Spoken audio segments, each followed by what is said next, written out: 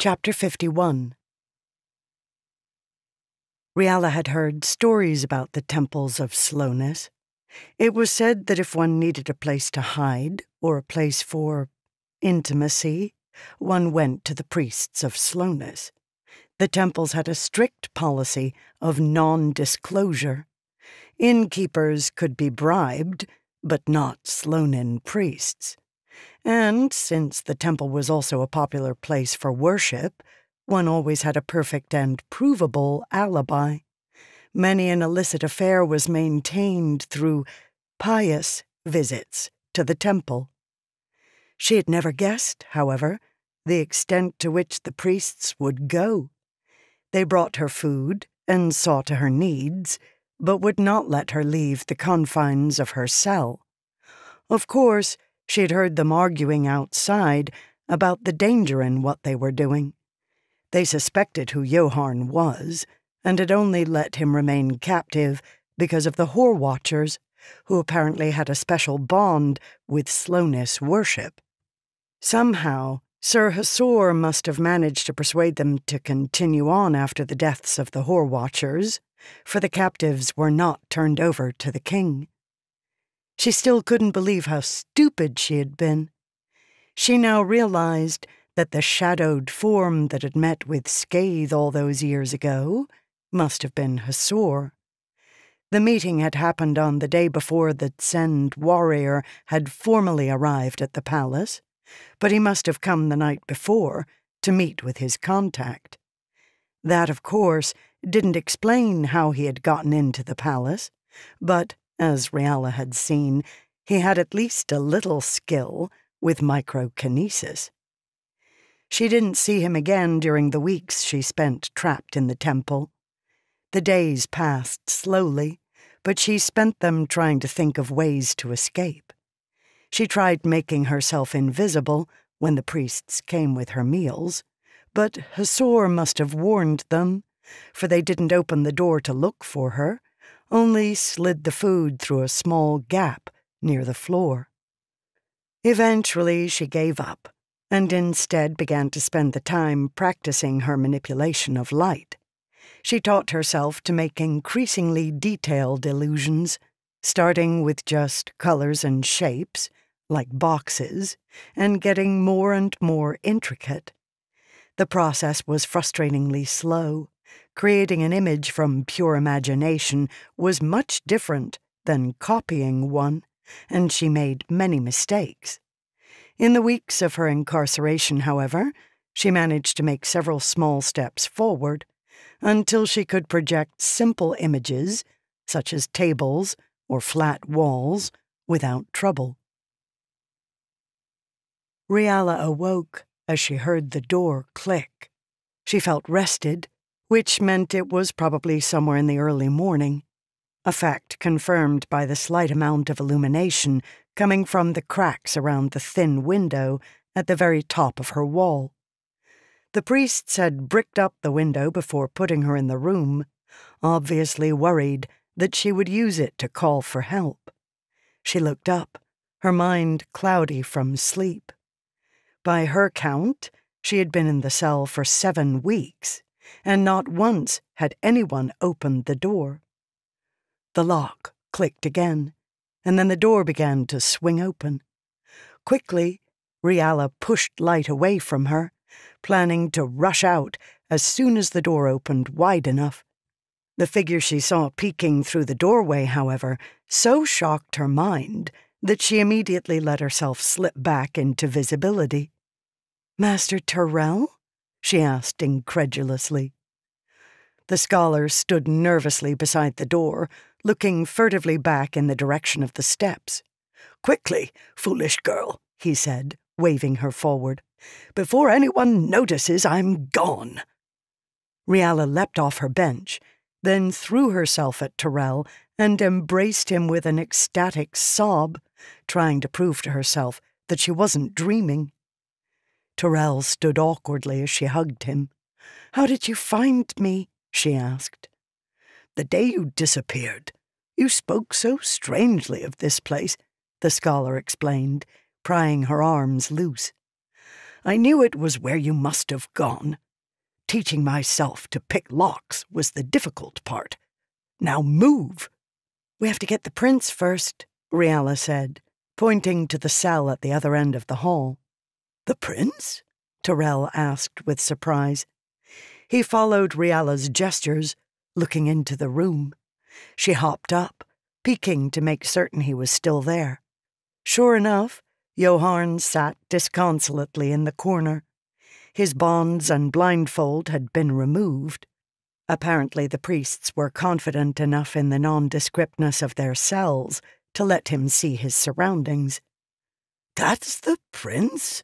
Tyrell asked with shock. "He's changed," Riala said, "but that's him." "I didn't even notice," Tyrell mumbled, pulling out a pair of lockpicks with shaky hands. His fingers moved with such a decided lack of dexterity, it was a wonder he had ever managed to get Riala's door open. "Hurry," she urged, watching the steps with anxiety. Tyrell grumbled his response, his fingers shaking even more after her urgings. It was then that Riala heard footsteps on the stairs. "Master, stop and stay perfectly still," she said. "Don't move, no matter what you see." "What?" Tyrell asked with fright. "I can't explain," Riala said. "Please, just do as I say." Glad that she had thought to close her cell door, Riala bent light around herself and Tyrell. Hopefully the priests would come and go, Hasor's warnings that they might not see her in her cell turning against him. Unfortunately, the form that appeared in the doorway was not that of a priest. It was tall, with a tsendish face, and wore a bright silvery breastplate. Hasor. Riala prayed with all her might, hoping that he wouldn't notice her. The large Tsend paused at the bottom of the steps, looking around. Then he began to walk forward slowly. Riala pressed herself against the wall, breathing as quietly as she could. Perhaps Hasor couldn't see through her illusions. He had been able to grab her before, but that could have just been because he had seen where she was when she disappeared. The ping of metal hitting stone rang through the hallway.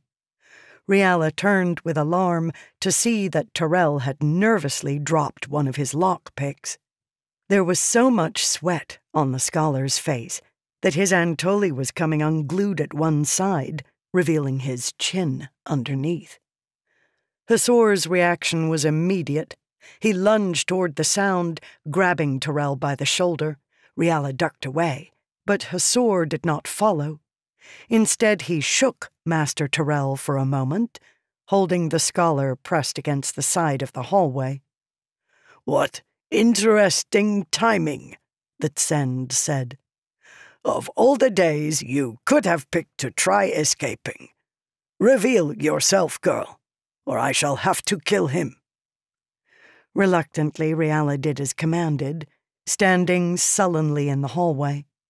As soon as she let the light hit her, Hasor lunged, dropping Tyrell and moving more quickly than she would have thought possible.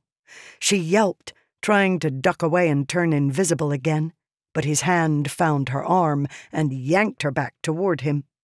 A second later he turned back to the scholar, holding Riala tightly in one hand. She felt the warm surge of power within Hasor and knew immediately what was going to happen. Tyrell had seen too much. "No!" Riala screamed, tears welling in her eyes. Hasor did not reply. She began to struggle in his grip, but she knew that it would only take a second for Hasor to end Tyrell's life. If only she could do something. Hasor obviously could hurt people with his magic, but what could light do? Riala's vision changed, and the world turned bright with thousands of shifting lines. Desperation in her heart, and not really knowing what she was doing, Riala commanded them all to focus, to realign themselves. The room turned completely black, even to her vision. Every tiny beam suddenly changed direction. Every fragment of light from the torches, Every bit of illumination from the tiny windows at the top of the walls, it all focused on Riala's hand. From there it shot forth in a single, compact line, a beam directed squarely at Hasor's chest. The change lasted only for a moment, and immediately Riala felt drained. She slumped to the ground in exhaustion, blinking as the world swam around her. Her vision was clear enough, however, for her to see the look of shock on Hasor's face. He stood with his hand raised in Tyrell's direction. A small black hole, no bigger than Riala's little finger, burned in the center of his breastplate. A thin dribble of molten steel ran down the front of the metal, growing cool and dull even as Riala watched. Hasor slumped against the wall, then tumbled to the ground, his eyes staring sightlessly at the ceiling. "What have I done?" Riala thought with horror. "By the lords," Tyrell said with wonder. "By Szeth, Aldvin, and Orion himself." "Open the door," Riala said, rolling to her knees. Tyrell nodded, bending down to scoop up his pick. Riala shook her head. Something was wrong. She could hear movements up above. Had someone noticed them? Her eyes fell on the dead Zend again. "Oh, lords," she thought with sickness, pulling away from the corpse. "I killed him." Then she heard the screams. They were coming from above, and, oddly enough, from what seemed like outside. The pungent scent of smoke suddenly reached her nose. There was a click, and Tyrell sighed in relief.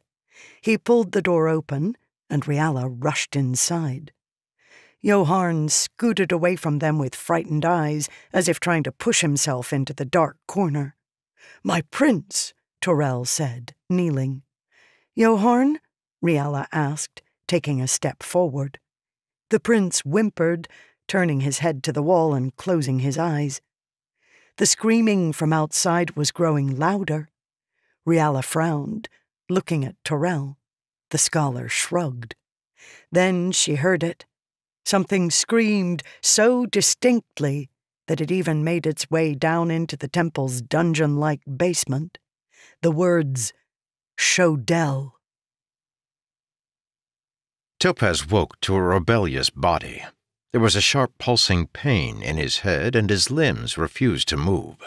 He groaned, then was frightened by the weakness he heard in his own voice. His eyes blinked open, revealing the blue morning sky above.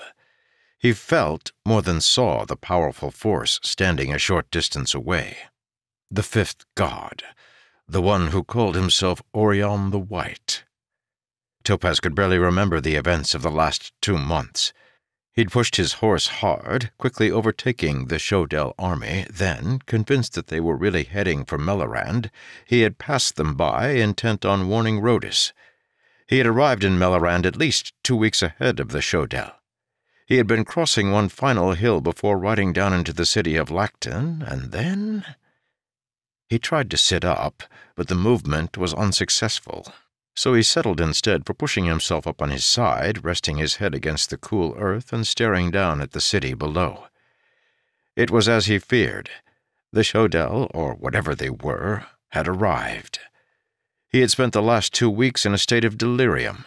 The fifth god had not wanted a messenger to ruin his plans.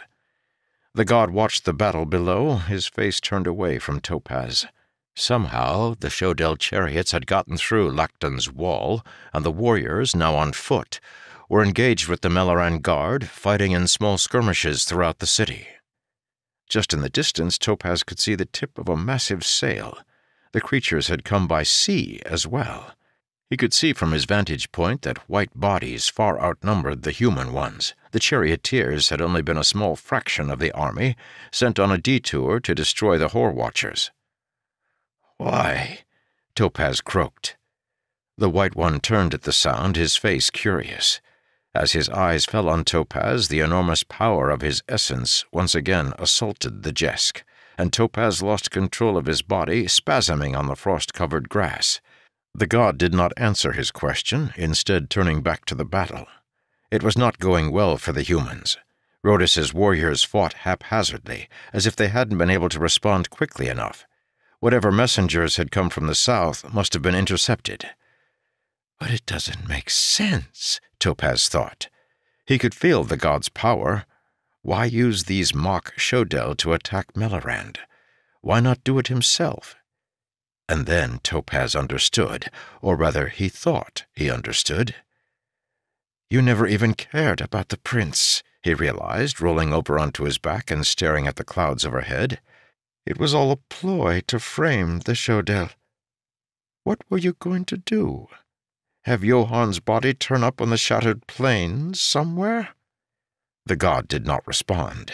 He did, however, flick an almost unconscious look back at Topaz, which was all the validation the Jesk needed. He wants to frighten the kingdoms of Yolen, he realized. For some reason, he wants us to attack the Shodel.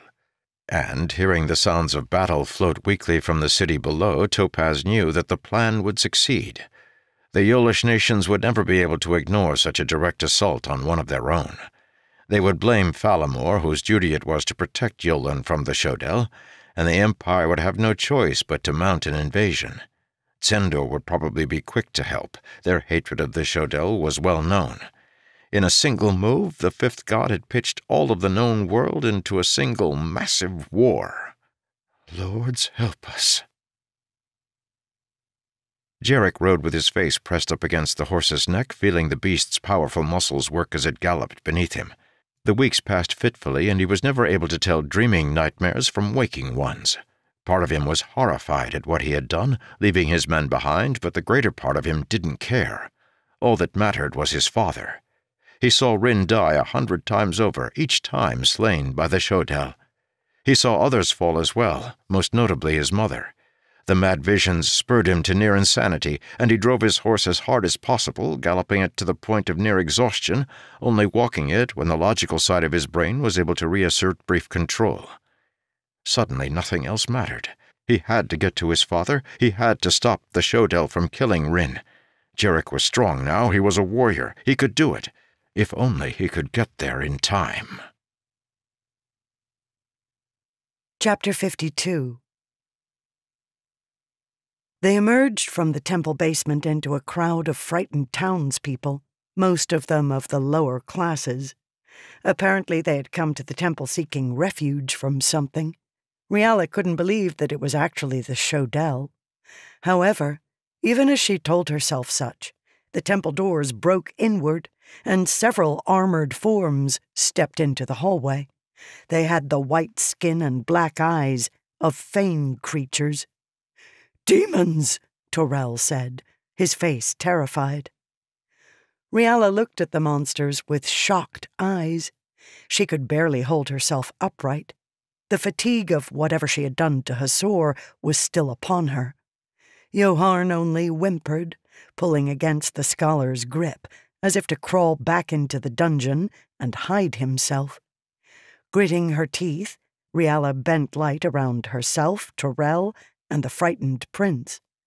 The act, one that had been nothing to her earlier, was incredibly difficult, and she felt it quickly sapping away what strength she had left. "Come on," she mumbled, as the Shodel began to mercilessly attack the frightened mass of peasants, swords flashing red. "But," Torel complained as the screaming began.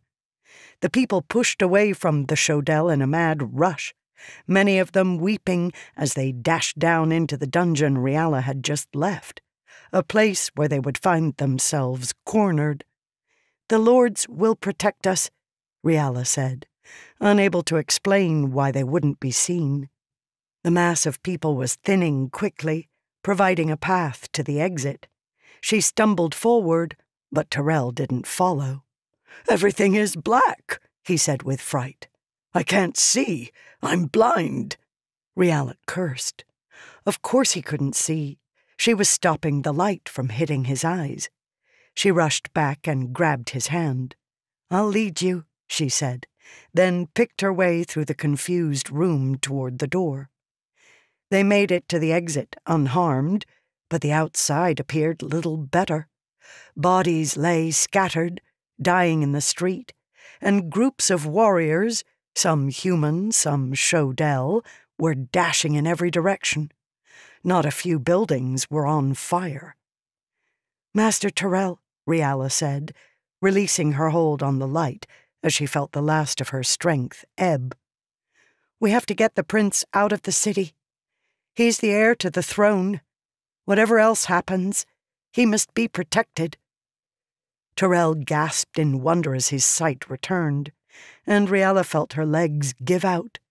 She tumbled to the green marble temple steps with a sigh. Tyrell looked down at her with confusion. "Stand up," he pled, grabbing her arm in one hand, still holding the uncooperative prince in the other. "No, I can't," Riala said, barely able to speak. "Take Yoharn, Master. He's what's important. I'll be all right. They won't pay any attention to a slave girl." Tyrell looked from her back at the prince, his eyes torn. The motion finally shook the rest of his Antoli free, dropping the fake beard to the steps next to Riala. It was amazing how young he looked without it. "By the lords," the scholar mumbled. He couldn't carry her and deal with Yoharn at the same time. "Go, Tyrell?" she asked. Finally, he let go of her arm, and with an assertiveness she hadn't realized he had, slapped the prince across the face. The prince's eyes opened wide at the pain, and his jaw dropped. "Move," Tyrell said, pushing the boy in front of him. The scholar shot one final look at Riala before dashing off in the direction of the east gate, Yoharn in tow. Riala managed to drag herself into the dark shadows at the side of the temple, then watched with sickened eyes as the Shodel left the building, their grisly work done. As the battle continued, her strength slowly returned, and finally she was able to pull herself to her feet and stumble away. Uncertain where to go, she simply headed in the direction of Strafen's house, the nearest place she could think of. Martis sat at his desk, going over ledgers and payments. He had nearly managed to straighten House Strafen's mercantile endeavors back in order. His father was as bad at managing money as he was at decorating. Martis smiled to himself as he made the final notation. Things were going well. Even if the prince did return, it would leave the king bankrupt. The majority of the nobility was on Martis's side. Taking the throne would be almost laughably easy. At that moment, the door to his room burst open. Martis looked up with anger, an emotion that turned to surprise when he saw what was before him. 5 Shodel warriors stood on the other side of the room, steel swords in their hands. Martis didn't even think. He jumped to his feet, grabbing his sheathed weapon, which lay against the wall. His sword came out just in time to impale the first Shodel who attacked him. The other 4 creatures reacted with surprise as they saw him fight. Martis knew he was good. Though he had spent no time in real battle, his sparrings had made him quick and keen. He smiled to himself. He didn't know where these assassins had come from, but he was more than happy to engage them.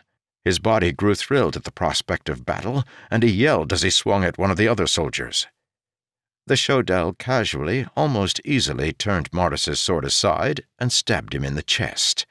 Martis looked down with shock. His blood flowed freely, dribbling down his chest. He stumbled backward, the sword dropping from his fingers. "It wasn't supposed to happen this way," he thought with amazement. I lost." The Codden was only a short distance away, but the trip seemed to take an eternity through the chaotic, smoking streets of Lacton. When Riala finally arrived, she was half surprised to find the building still standing. It was one of the only wooden constructions in the city, and she had expected to find it burning. As she watched, the front doors of the Codden swung open, and a group of Shodel appeared from within. Hurriedly, she pulled back into the cool shadows, knowing that if she tried to bend light, she would collapse again from fatigue. The Shodel marched down the steps, moving purposefully. These ones wore different clothing from those she had seen before. Their armor seemed of a higher quality, and their uniforms were not stained with blood. At their rear stood several Shodel, holding what appeared to be a pair of limp bodies in their hands. A second group of Shodel appeared from a side street, then bowed before their superiors. One form did not bow, but remained straight-backed, his human face harsh. The old Collord Strafen, Martis's father. A captive? Riala wondered. They did not appear to be guarding him, however, as he easily pushed his way to the front of the group. "You may take the girl," he said in a sharp voice, "but the boy remains." The lead Shodel snorted, nodding to the warriors behind him. One of them tossed its burden to the earth before Strafen, and the body rolled, revealing Martis's face. The younger man's eyes stared lifelessly into the air, and there was a massive red wound in his chest. Collord Strafen let out a wail of pure despair, dropping to his knees before Martis's corpse. He picked it up, holding it close to his chest. "No!" he screamed. "You weren't supposed to kill him! Our bargain was to make certain he didn't take the throne," the Shodel responded in broken, accented Melloran. "Be happy, human. We have nearly taken the palace. You will be king by noon today." "But that isn't what I wanted," Strafen gasped, his eyes horrified. The Shodel ignored him, pointing for his warriors to load the second body into a nearby chariot. Riala could tell unmistakably from the form's long golden hair just who this captive was. Corteth was sobbing weakly, but she barely struggled as the Shodel towed her into the chariot and whipped the horses into motion. Collord Strafen sat, rocking, his son's body held tightly in his arms, as the rest of the Shodel turned and walked in the direction of the palace. The palace, Riala thought. He said they hadn't taken it yet. Perhaps there's hope. Maybe I can hide the king from them. Groaning, she pushed herself away from the wall and began to stumble after the Shodel. Collord Strafen didn't even look up as she passed. The humans were getting slaughtered. Even from a distance, Topaz could see that their resistance was quickly breaking down. The only fighting he saw now was happening around the palace itself. Fortunately, the building had been built in an age long past when Melorand was not so unfamiliar with war. It had a short wall of its own, and the warriors were able to use it to their advantage, holding the Shodel at bay. Unfortunately, the palace was at the center of the city, and the Shodel had it completely surrounded. Then, out of the corner of his eye, Topaz saw movement. He struggled to turn his head, looking out at the hill-strewn plains to the west of the city. There, in the distance, he could see a group of forms approaching. Chariots. Hundreds of them. As they drew closer, Topaz could make out two standards flapping above the lead chariot. One was the blue and green of the Fallen Empire, the other an unfamiliar red symbol that looked like a tree. Soldiers from the Eternal War, he realized. Emperor Flend had sent help, or more likely Topaz's old friend, Kai Tsern, had done so. Topaz smiled. Perhaps this fight wasn't over yet. A soft chuckle came from the glowing form beside him. Frowning, Topaz looked up at the deity. He was staring at the Fallen charioteers. Topaz looked back at the plain. What? Then suddenly 3 groups of Shodel appeared out of nowhere, surrounding the chariots. The Fallen warriors wheeled back, surprised, their archers unprepared. The Shodel attacked quickly, falling on the startled charioteers. There was no room for the vehicles to maneuver, let alone escape. They were forced to abandon the chariots and engage the far larger Shodel force on foot. Topaz watched the massacre with pain, annoyed most at his own helplessness. It was agonizing to watch such carnage and be unable to even stand. "What would you do?" a deep voice asked. Topaz turned his eyes back to his captor. The god had turned, focusing its gaze on him. "I see the desire in your eyes," the fifth god continued. "You want to be among them. But what would you do? You couldn't fight, Selen. You can't even swing a sword. I know how it is for you." The god hovered a bit closer, looking down at Topaz with pity. "The power inside you," he continued. "It controls your actions, doesn't it? It won't let you do harm. Such power was never meant to be held in a frail human body. You are a poor conduit. It overwhelms you, holds you back." The god hovered even closer, putting its glowing visage right up next to Topaz's face. "Give it to me," the being whispered. "Free yourself from its chains. You were a fine swordsman once. You could help those below." "Give the power to you?"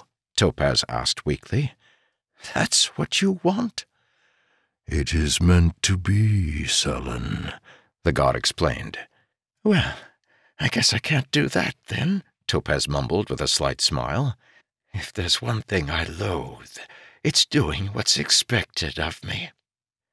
The wave of torture that followed the remark was enough to make Topaz forget the battle, the deaths, and even himself, as he was absorbed completely by the pain. Riala arrived at the palace just in time to see the Shodel push over the chest-high defensive wall and overwhelm Doram's guards. She had recovered somewhat during the walk, and, gritting her teeth, she forced herself to risk bending light. She rushed through the affray, barely dodging swords and bodies as she dashed toward the palace doors. She got in just before a few retreating guards barred the portal shut. Deep thuds followed as the Shodel proceeded to batter at the door. Riala dashed through the familiar hallways, letting herself become visible again to conserve strength. Soldiers paid her little heed as they rushed from one position to the next, their bronze armor clanking. Riala searched through the building, trying to find the king. Eventually, she located him near the back of the palace, standing with Doram and a dozen nervous guards. "As soon as they break through, Your Majesty, we move," the squat soldier explained. "The bulk of their men will come in the front, and it will take them time to search through the hallways. We go out the back, through the garden, and over the wall. If we can reach the lake, we might be able to escape on one of the fishing boats." The king nodded quietly, his eyes haunted. Pain was more than a feeling. Pain was a scent tearing through his nostrils to claw at his brain. Pain was a sound, a rushing torrent in his ears. Pain was a taste so bitter even his tongue writhed in torment. The outside world was gone to him. The only thing he could sense was the oppression of the fifth god's will. It pressed against him like a massive dark hand, squeezing his soul smaller and smaller. He fought back, but did so out of rote rather than desperation. He knew he was lost. The god's will was far too powerful for him. It would crush that which was Topaz, leaving behind a dead shell of a body. Topaz was ready to die. Not willing, but ready. At least he had passed on what he knew before he went. Then, as the god crushed him, he began to sense something. Rather, a hint of something deep within him. A glimmer of warm light. He hadn't known it was there, might never have known it was there if he wasn't so close to death. Reaching down mentally, he touched it, and was stunned by the power he sensed therein. It was a strength like that he used to heal, but multiplied 1,000-fold. It was the source of what he did, that which gave him the ability to use microkinesis. Only now did he realize that all he had done up to this point was a trickle compared to its potential. This is what he wants, Topaz realized, and that means, in one way at least, I am more powerful than he. I have something he does not. Around him he sensed the awful void that was the fifth god, the lack of energy, lack of soul. When Topaz looked at a person microkinetically, he could see their spiritual nature. That was how he healed. He caused their physical bodies to come in alignment with their spiritual bodies. In essence, healing and growth were both simply attempts by the body to come closer to what it knew was its perfect form. The fifth god seemed to have no spiritual side. No, that wasn't right. It had a strong spiritual nature. That was part of the power Topaz felt from it. Except that spirit was a void. There was no growth, no essence of creation within it, no spiritual shadow like he saw around others.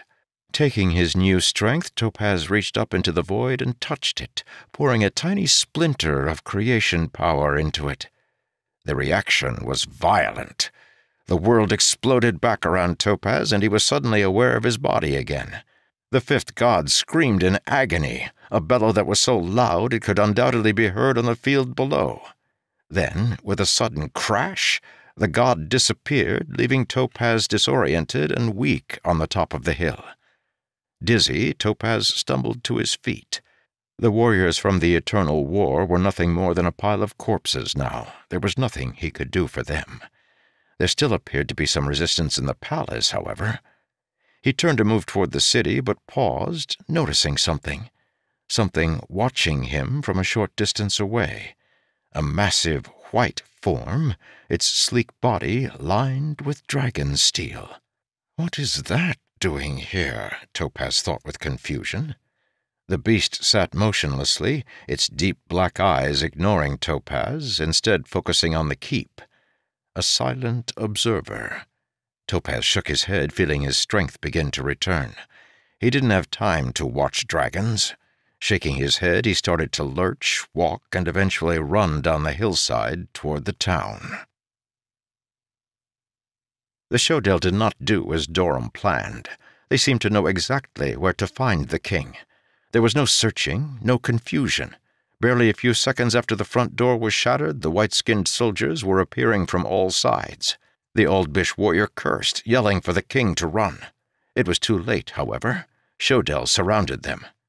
Suddenly, a white form appeared in the air above the king. It was vaguely shaped like a man, with arms and legs, but no distinct features.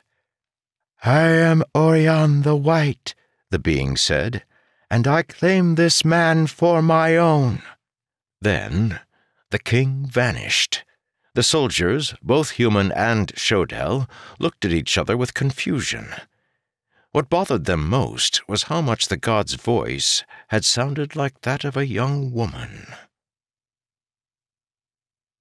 "They can't see you, Your Majesty," Riala whispered. Rhodus looked around with confused, sightless eyes. "Come on," Riala said, grabbing his hand and pulling him with her. There was an opening in the bodies just large enough for them to squeeze through. The room's occupants stood dumbfounded by her illusion. It hadn't been very good, she knew, but it was the best she could manage with her still weakened abilities. Rhodus followed her limply, looking around him with confusion. Why is everything black? Where are we? "Be very quiet, Your Majesty," Riala whispered back. "This is a pathway to safety, but we must sneak through." Rhodus followed obediently, stumbling as they reached the steps, and dropped into the garden. Before her lay the double line of trees, between which Martis and Joharn had once practiced their sword play. Riala couldn't go much farther. Even now she felt her fingers growing numb, her mind fuzzing from the effort it took to hide herself and Rhodus. Fortunately, the bulk of the Shodel were behind them. If they could just make it to the far wall, it was another 50 yards in front of them. Suddenly, something sucked Riala's strength from her, drawing away the last of her ability, like lungs drawing the air out of a sack. She cried out at the sudden attack, confused. You should not have imitated me, a voice said in her mind. Light, unbent, leaving Rhodes and herself exposed in the center of the gardens. A cry came from behind as the Shodell saw them. "Run!" Riala commanded, dashing toward the wall.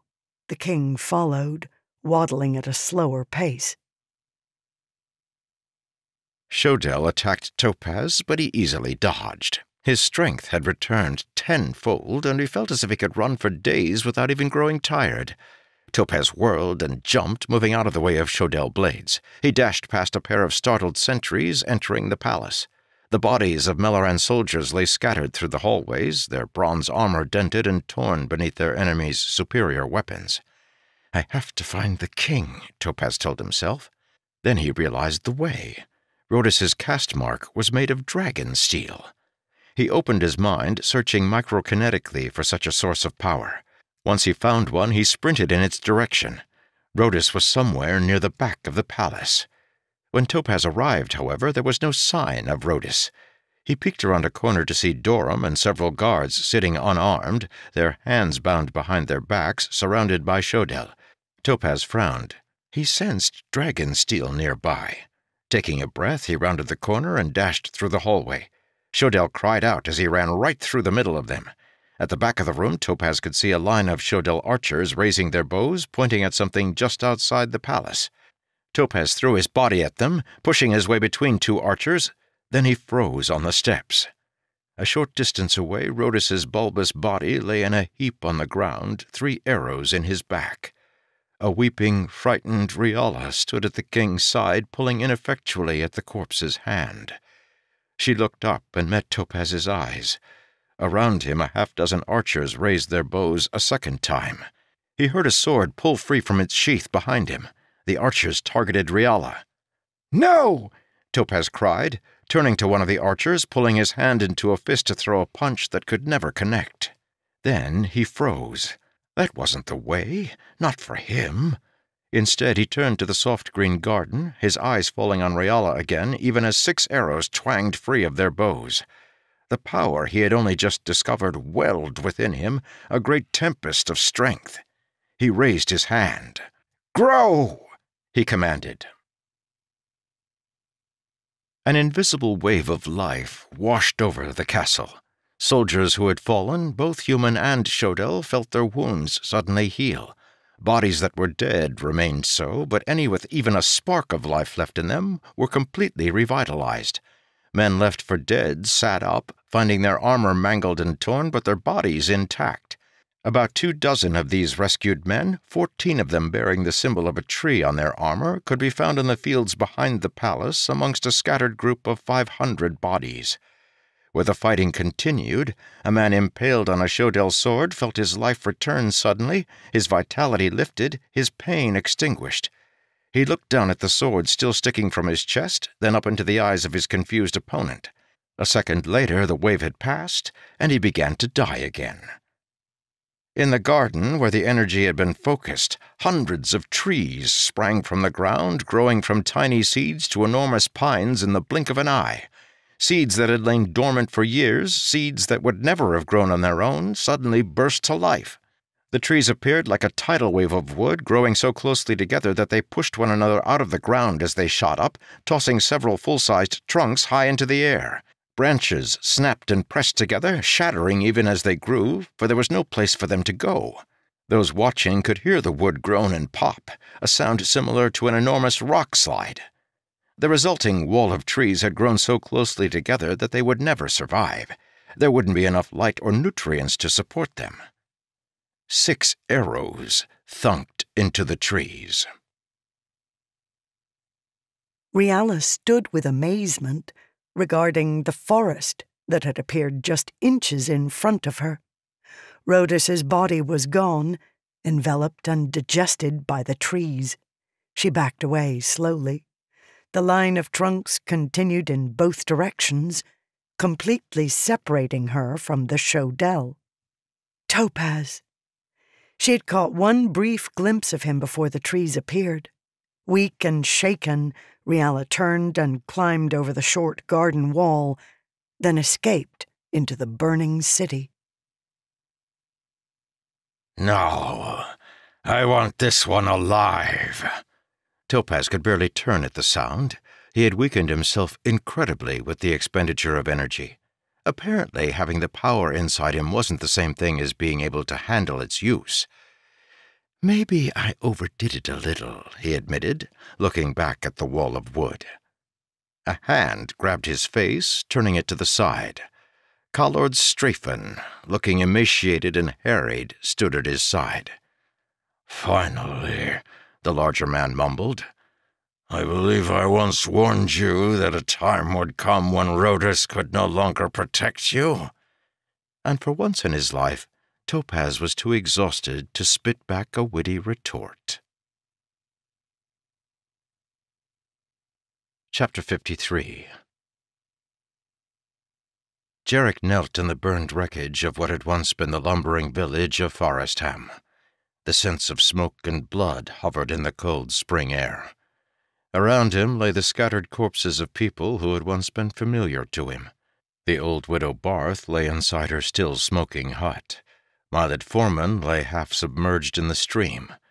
Some of the bodies were still warm. Jarek must have arrived within hours of the Shodel. They were gone by the time he arrived, however. Their chariot tracks led to the south, away from the village. The bitter taste of failure mixed with that of smoke in his mouth. He had come too late, all his riding for nothing. They were dead. Suddenly, hope returned. He had not saved them, but perhaps his father? Maybe he hadn't been in the town during the massacre. He turned, intending to leap atop Shakan and head into the forest, but stopped. He could hear a sound, someone weeping. He paused, then followed the sound. He rounded the burnt husk of the whitewashed building that had been his school to find a huddled form on the ground. A man holding the dead body of a child. A man Jarek recognized. "What?" he said, searching through memories from his childhood. The priest looked up, deep sorrow showing in his eyes. "You," the man whispered. "What?" Jarek mumbled. "I'm sorry. I didn't come soon enough. I could have stopped it. I could have—" Jarek paused. Why was Watt still alive? Had he been visiting another town when the attack came? As Jarek opened his mouth to ask the question, he felt something, an enormous power, appear suddenly behind him. He spun, hand on his sword, to find a glowing being standing in the air. It exuded such power, such magnificence, that it could only be one person. Jarek's mouth opened in awe, and he fell to one knee. He was in the presence of Orion the White. The bearded, glowing form hovered in the air, turning until it was facing Watt. The priest looked up at it, and, laying the small girl's corpse to the side, stood. "Leave me be," the priest hissed bitterly. The god in white smiled, but did not respond. Instead, it surveyed the remains of the village. Finally, he shook his head. "I can't believe you let this happen, brother," Orion declared. There was rage in Watt's eyes. "Why couldn't you just leave me alone?" he demanded. "I was doing you no harm." Orion clicked his tongue, an oddly human gesture for deity. Jarek frowned, not understanding the exchange that was happening between priest and god. "I just can't believe you stood there, watching as they were slaughtered, Darus," Orion continued. "I assume they did it slowly before your eyes, as I ordered, one at a time, dying even as they prayed for deliverance, and you didn't even raise a proverbial finger to help them. You hold to your vow. Very admirable of you." Watt, or whatever his name was, had begun shaking as Orion continued. "You are a monster," he hissed. "As are you, brother," Orion countered. "Our sin was the same. Have you looked in on our creations lately? They were doing well until a short while ago. They nearly took the entire shattered plains. Of course, this is the one who stopped them." Orion nodded to Jarek as he spoke. There was no sarcasm or lightness in the god's voice. He was completely serious. Jarek frowned, backing away and summoning the Gavel-Dar. He had obviously been mistaken. This creature could not be the god he had worshipped since he was a child. He raised his blade, falling into a battle stance and feeling the cool focus of meditation clear his mind. "He has become quite a warrior," Orion, or whoever he was, noted. "An impressive feat for a simple lumberman. You have no idea how surprised I was when I heard he had come from your village, Darus. Tell me, did you use your powers to make him as he is?" "I hold to my vow, brother," Watt growled. "My purpose here was to watch over the source of power."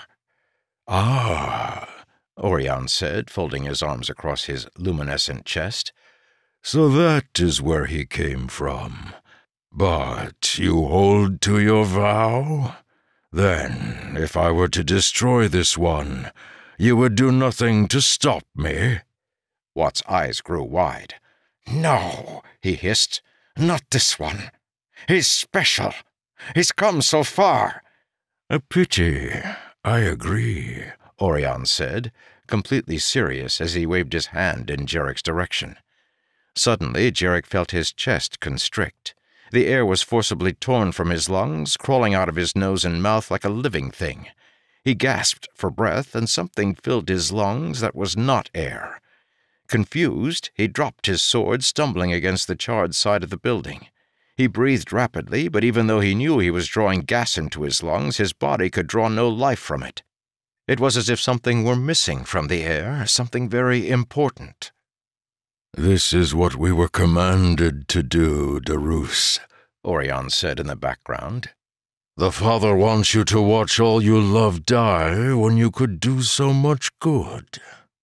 Don't you ever wonder how he could force you to make such an obviously ridiculous vow? One would almost call the move malicious. Watch the boy squirm. Of course, you've been watching those you love die for millennia now, haven't you, Darus?" Spots appeared in Jarek's vision, spots that grew larger and larger as he stumbled to his feet and threw himself at the one he had assumed was Orion, attempting an unarmed attack. He passed right through the white-robed figure, toppling to the ground again. The darkness enveloped him. And then the air turned sweet again. He breathed deeply, groaning in pleasure at the experience.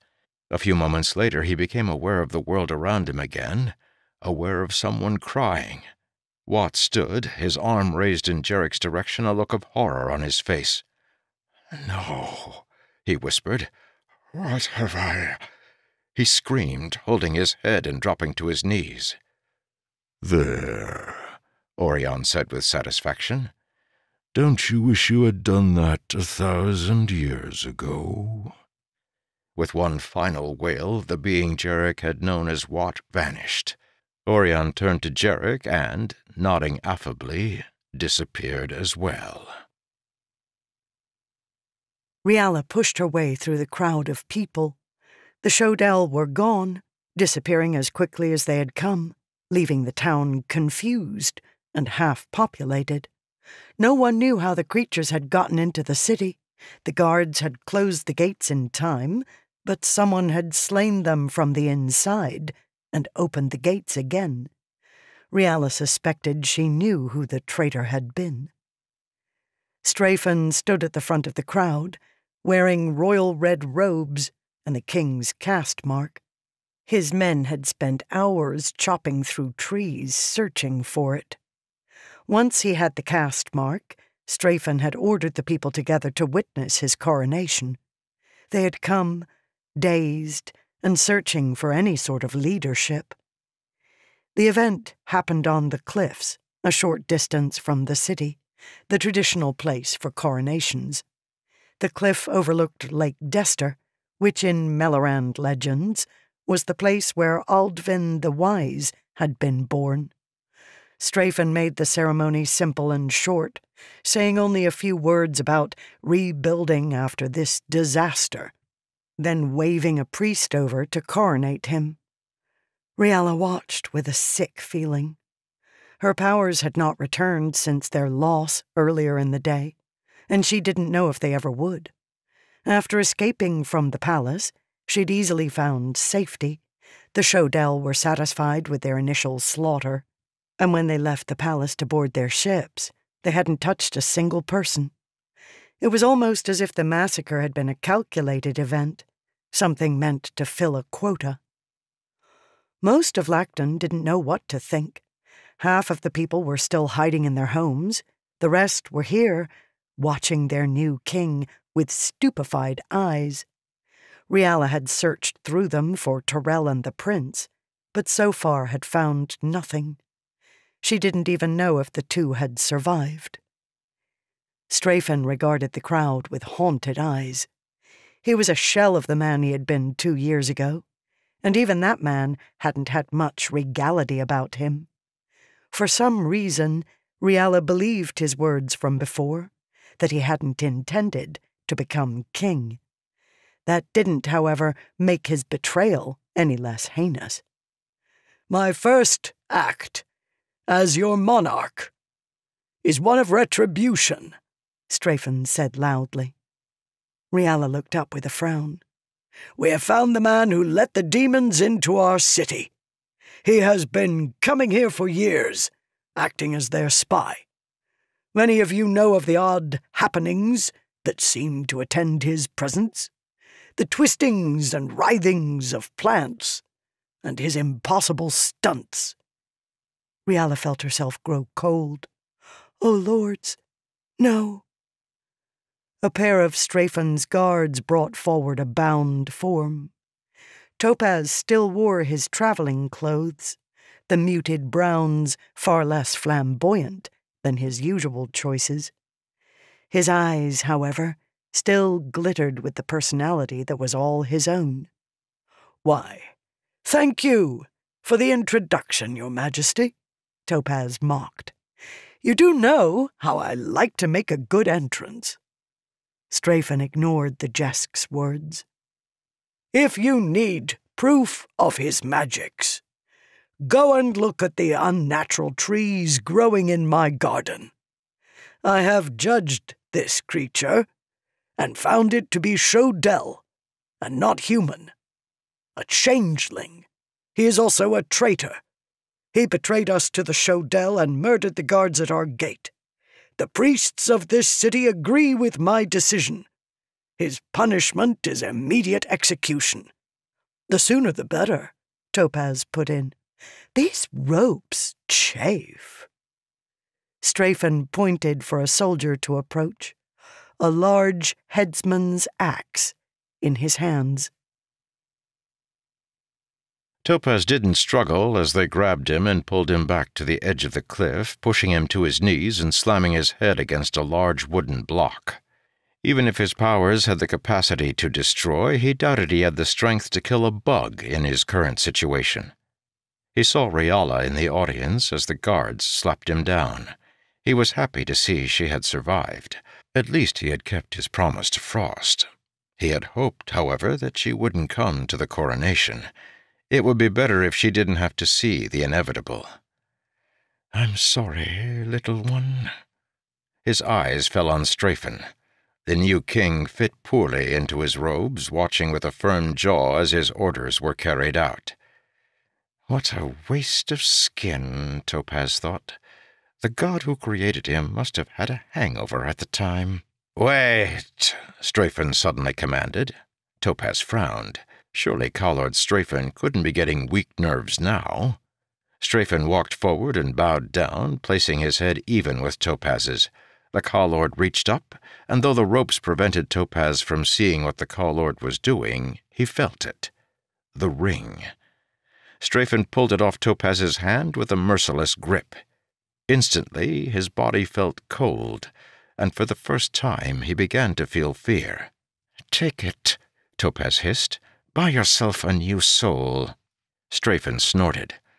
"When I look back at this day, Jesk," the Cowlord growled softly, "yours is the only murder I know I will not regret." Then, standing, he continued in a loud voice, "Proceed!"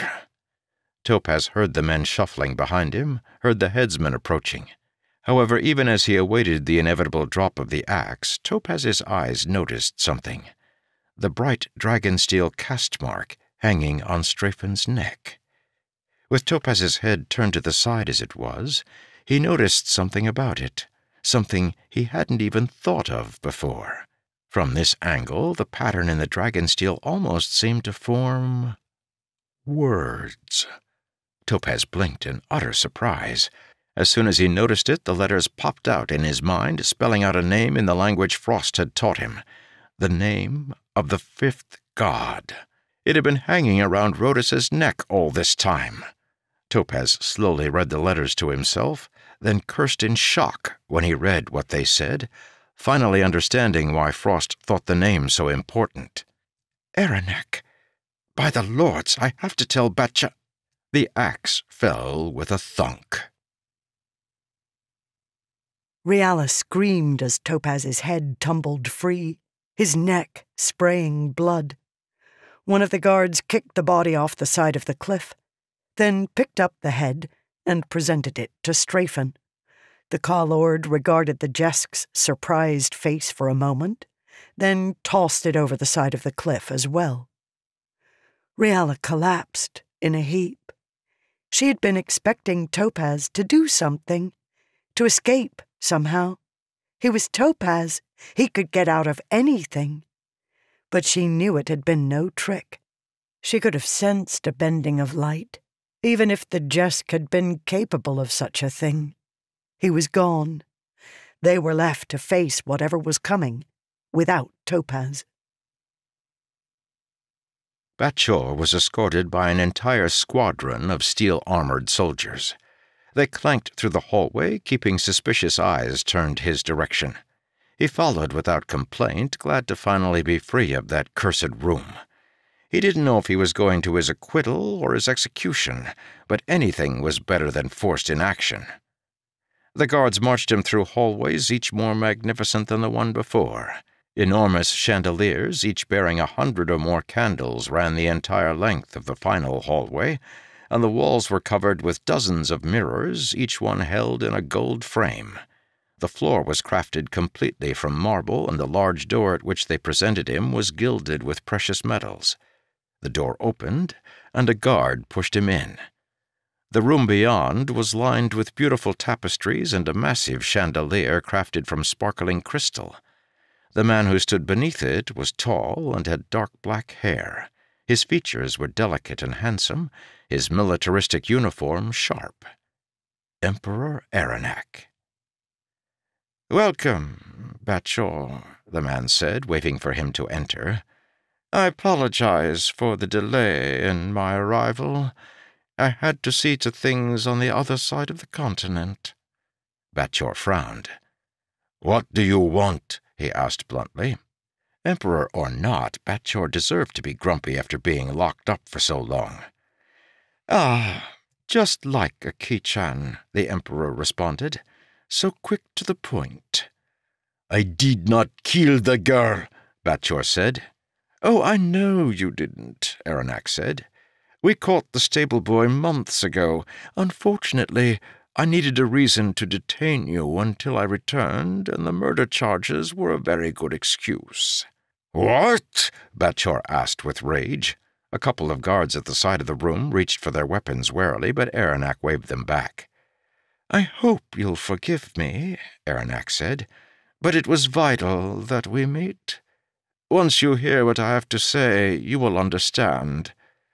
"Continue," Batchor said. Eranek smiled, taking a few steps closer to him. "You saw the army gathering outside your window, I assume?" he asked. "Yes," Batchor replied slowly. "You guessed what it was for?"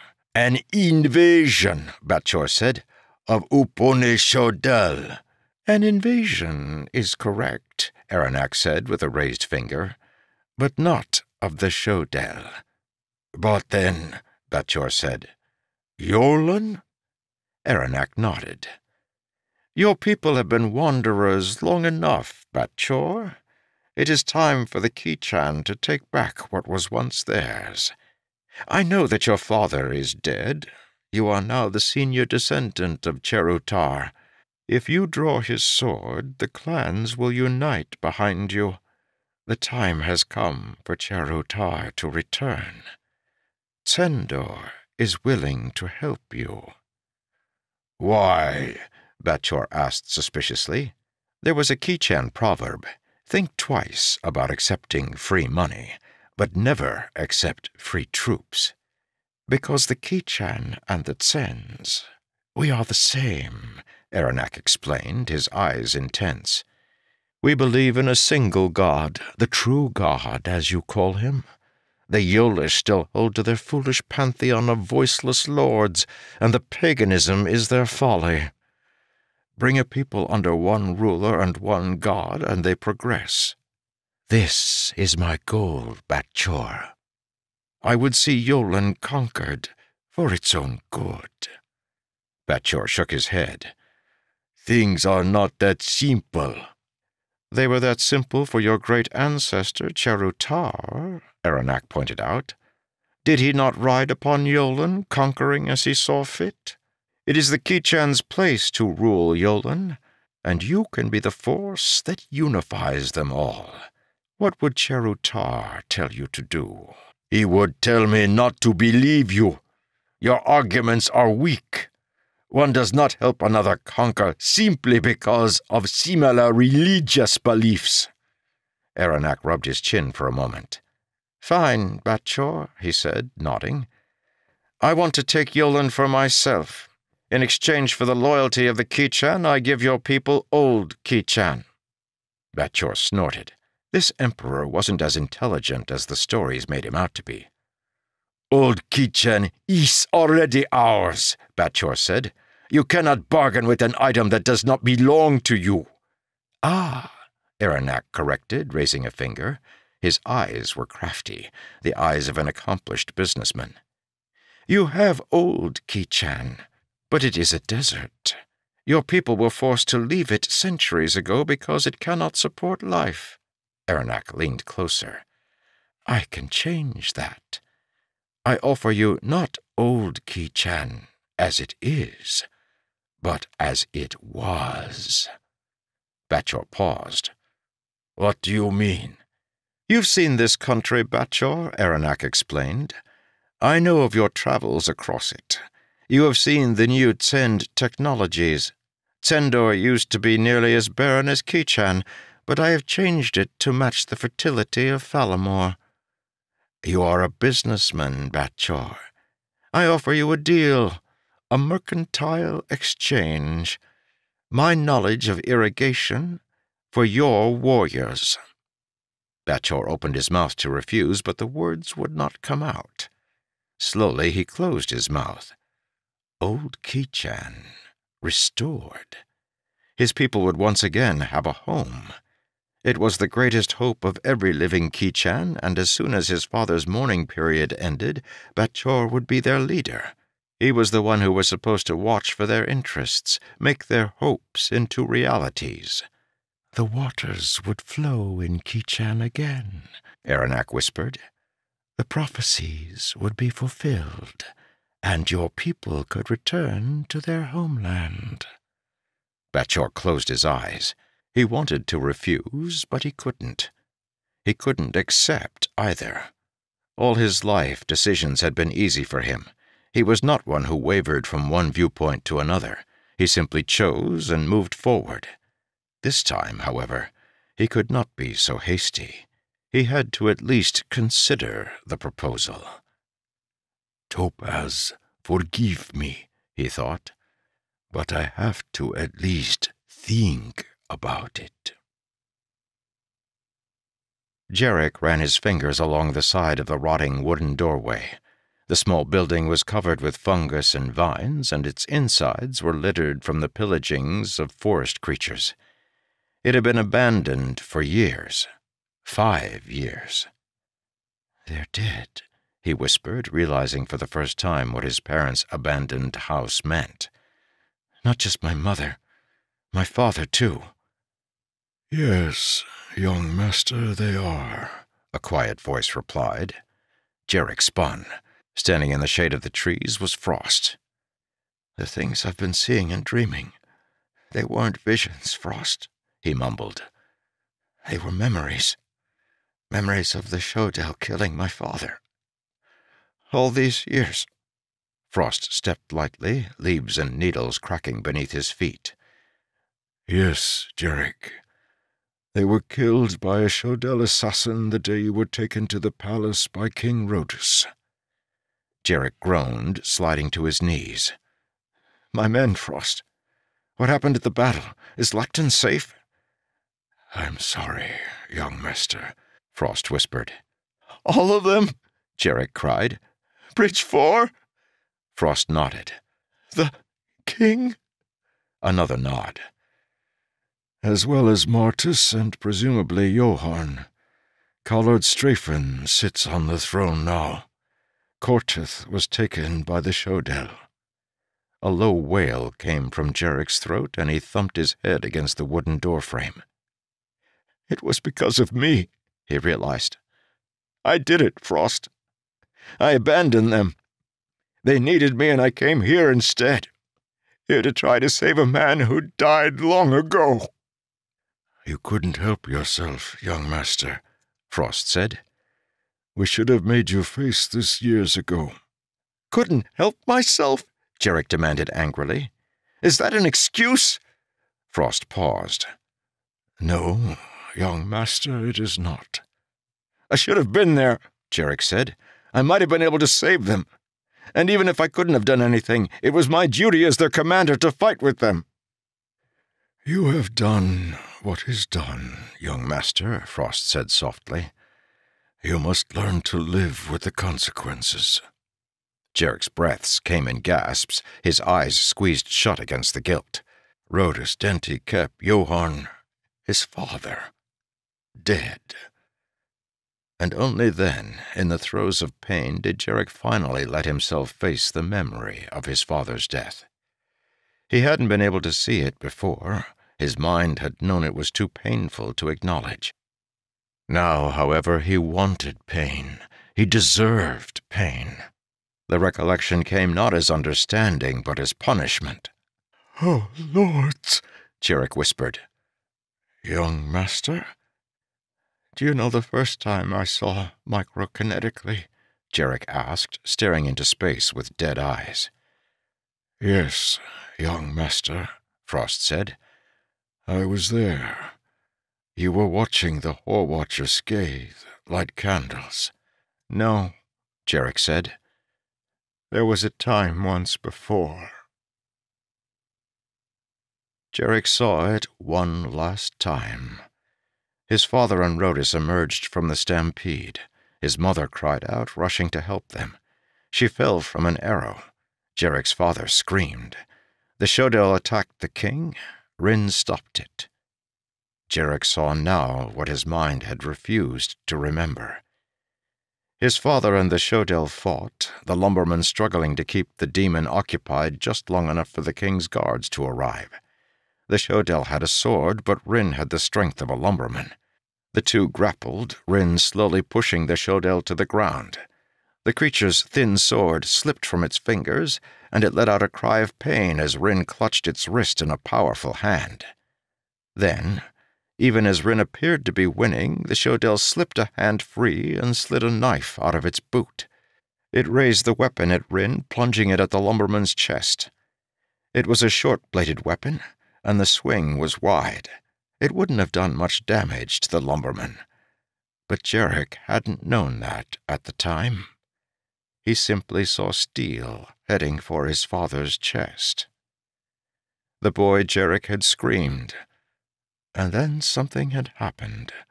The world had changed around him, changing into a strange place of vibrating spheres, millions upon millions of them, far too small to see, but somehow he could sense each one. Frightened by the strangeness of it, Jarek had looked about himself wildly. He could see forms made from the dots, and one such form was that of his father. The blade was nearly touching the lumberman's flesh. "No!" the boy Jarek wailed. "Get out of the way!" and the tiny axi obeyed, splitting to move out of the way of the knife. His father's body had obediently divided in half, sliced open as if by an enormous blade. Jarek's vision returned to normal just in time to see his father's corpse tumble backward, cut nearly into 2 pieces. The Shodel looked down at its small blade for a moment, its eyes amazed, before Rhodis's guards fell upon the creature and hacked it to pieces. The Shodel hadn't killed his father. Jarek had. "I killed him, Frost," Jarek mumbled. "I killed my father. I didn't know what I was doing. I didn't understand microkinesis. Oh, lords." And with a bowed head, the lumberman's son finally admitted to himself what he had done. Epilogue. Jarek packed the last of the food into Shakan's saddlebags, then pulled the clasp tight. On the other side, he belted his sword. He had discarded his tan Tsai uniform, instead scrounging something from the town. A simple pair of leggings and a shirt, both black, pure black.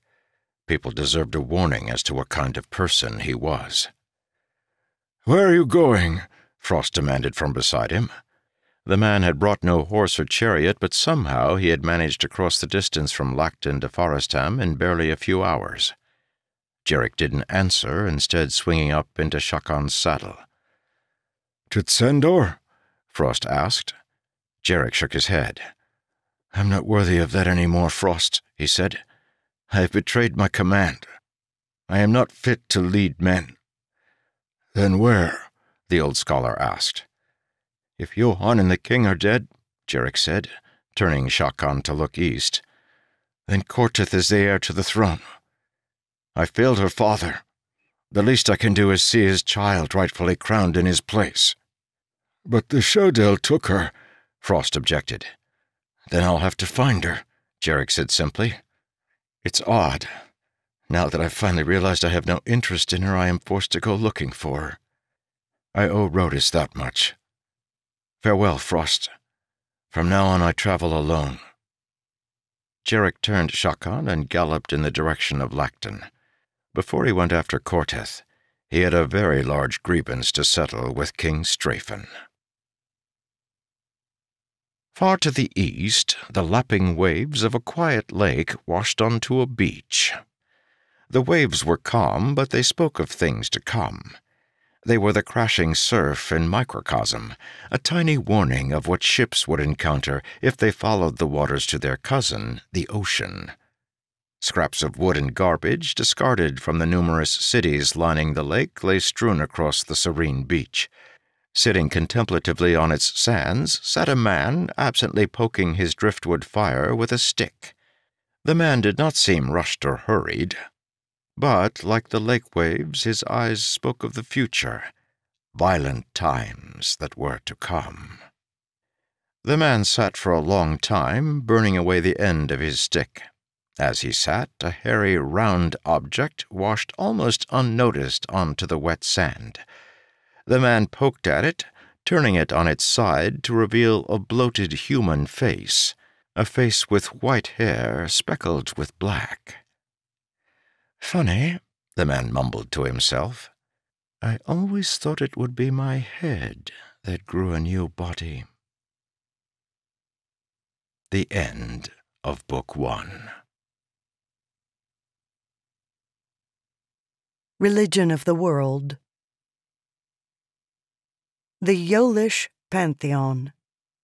The 9 Lords, written in a non-language specific form, followed by their Melloran name, their Rhodean name, their Falan name, their Kichan name, and, where applicable, their Tsend name.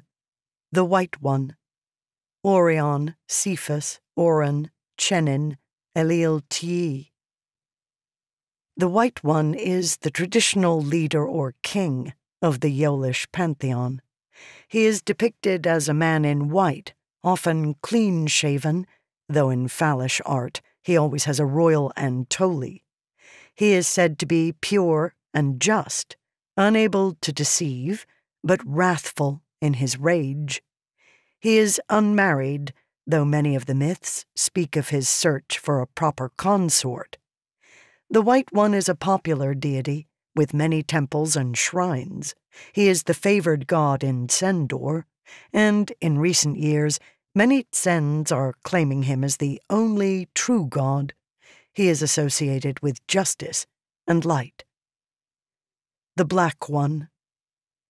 Zeth, Axios, Keth, Chathis Hor, Zorteth. The White One's traditional enemy, the Black One, spends the mythologies trying to overthrow his brother's rule. Rebellious, but not necessarily untrustworthy, the Black One is said to be a warrior of unprecedented strength. He rules the underworld and the shades of the dead. Many myths claim that someday he will destroy the world. The Black One is the god of death, war, and pestilence. He is always depicted as a clean-shaven man in dark, tight-fitting clothing, and he usually has broad black wings.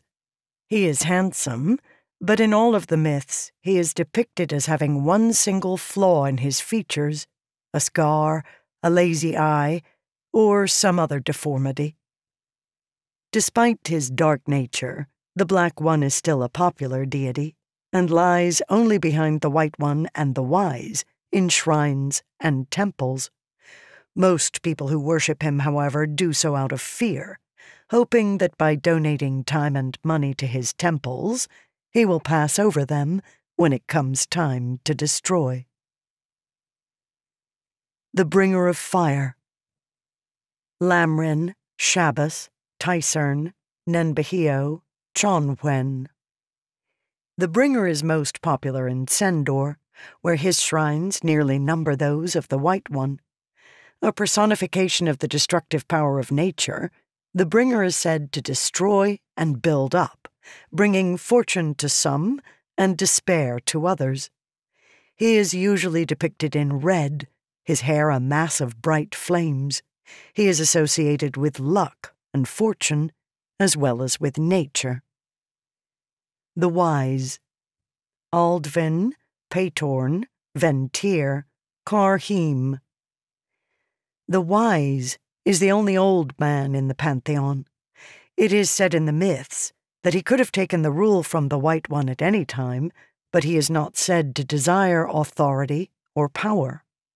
A personification of time, the world, and the earth, the Wise is a very popular deity. Many farmers and laymen worship him, feeling that he is the most base and understanding of the gods. He is depicted as an ancient bald man with pale white skin, a leftover from Rodain and Shodel rule. He is highly favored in Melorand and Aldbin, the latter of which was named for him. He is associated with crafts and agriculture. The Cunning. Larry, Wick, Fentaloni, Chaz. The trickster figure of the pantheon, the Cunning is always creating mischief. Often regarded as relatively unimportant, most myths involving the Cunning are told for their comic effect. He has few worshippers, though he is often invoked in conversation. Phrases such as "blame Larry" or "look towards the wick" are popular in the face of sudden but non-catastrophic mishap. The Healer. Sivin, Codsendios, Sivan, Makchot. The Healer is the god of arts and of medicine.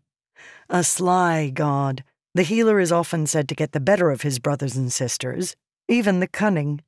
He is associated with wisdom, learning, and healing. Other myths tell of his artistic natures.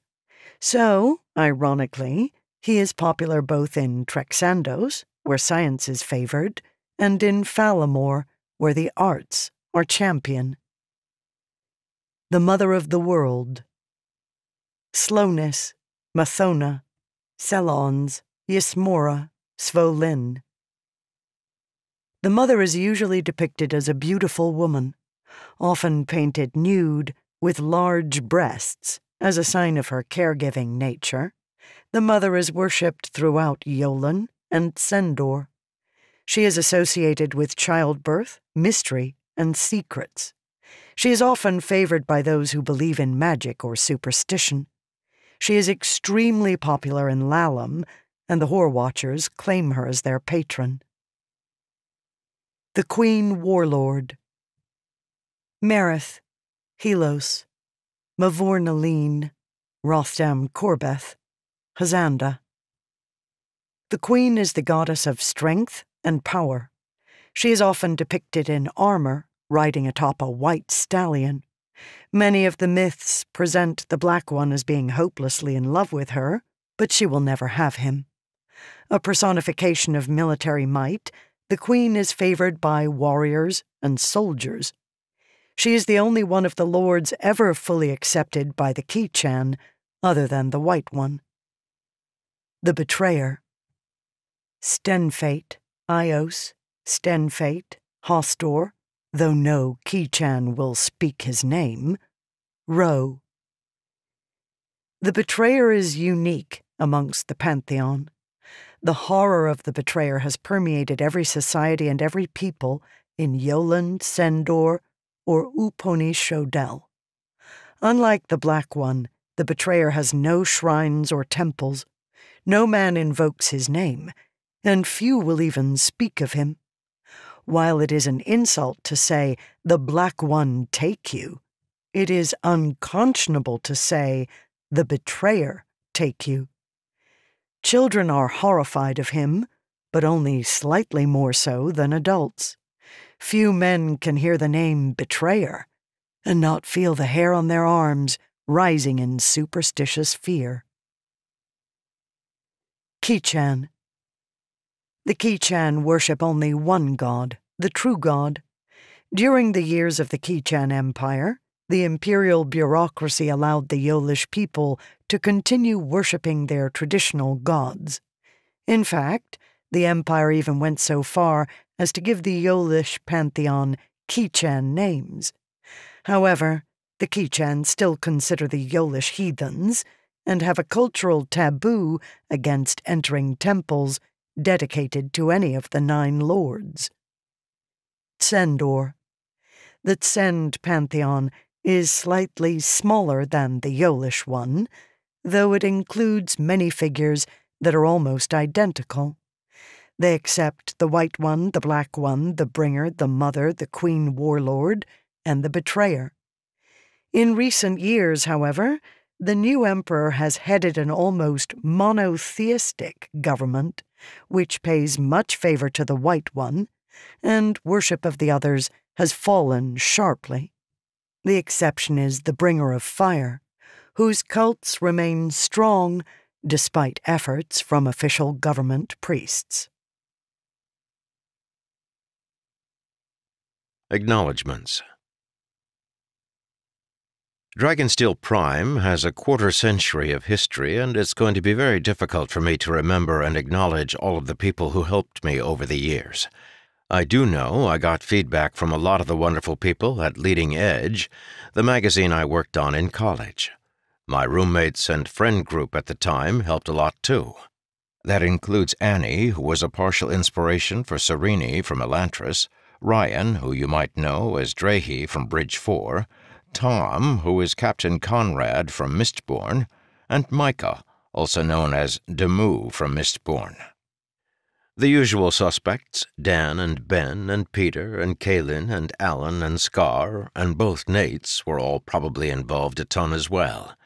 In addition, this was technically my honors thesis during my undergraduate years, and would go on to become the university's most checked-out honors thesis in history, requiring several rebindings. I can't fully remember who helped me in the department, but Sally Taylor almost certainly was influential. Finally, I'd like to thank all the editors who rejected this manuscript, because I wasn't ready to launch the Cosmere, and in hindsight, I'm glad I got a few more years to prepare. About the author. Brandon Sanderson grew up in Lincoln, Nebraska. He lives in Utah with his wife and children and teaches creative writing at Brigham Young University. In addition to completing Robert Jordan's The Wheel of Time, he is the author of such bestsellers as the Mistborn saga, Warbreaker, the Stormlight Archive series beginning with The Way of Kings, The Rhythmatist, the Skyward series, the Reckoners series beginning with Steelheart, and the Alcatraz versus the Evil Librarians series. He won the Hugo Award for The Emperor's Soul, a novella set in the world of his acclaimed first novel, Elantris.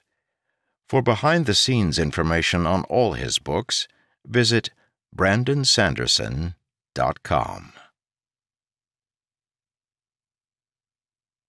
About the narrators. Michael Kramer grew up in Lucan, Minnesota. Kate Redding grew up in East Grafton in England. They live in Maryland and narrate audiobooks in their home studio. Michael and Kate narrated the audiobooks for The Wheel of Time, first for Robert Jordan and then for Brandon Sanderson's completion of the series. Michael has narrated Sanderson's Mistborn saga, and together they have narrated the Stormlight Archive series, Yumi and the Nightmare Painter, and the Frugal Wizard's Handbook for Surviving Medieval England. Michael also recorded Tress of the Emerald Sea and the Rhythmatist, and, for the Library of Congress Talking Books, Warbreaker. For more information on their work, awards, charitable fundraising for books to prisoners, and to contact, visit KateReddingAudiobooks.com or MichaelKramerAudiobooks.com. About the producer. Eric Sinistvedt grew up in rural Connecticut. He was the producer for Brandon Sanderson's Secret Projects audiobooks and for the Defiant audiobook. Eric works in his home studio in Virginia, providing post-production for numerous publishers, producers, and narrators, including all of Michael Kramer and Kate Redding's independent author audiobooks. He was trained as a narrator for the Library of Congress Talking Books, and also directed and proofed fellow narrators in the program. Previously, Eric was an actor and voiceover artist for more than 15 years and has recorded over 300 audiobook titles. For more information and to contact, visit Eric Sinistvedt. That's ErikSynestvedt.com. This concludes Dragonsteel Prime by Brandon Sanderson, read by Kate Redding and Michael Kramer, with post-production by Eric Sinistvedt. Produced by Dragonsteel. Copyright 2024. Text copyright 2024. All rights reserved. Visit our website at BrandonSanderson.com.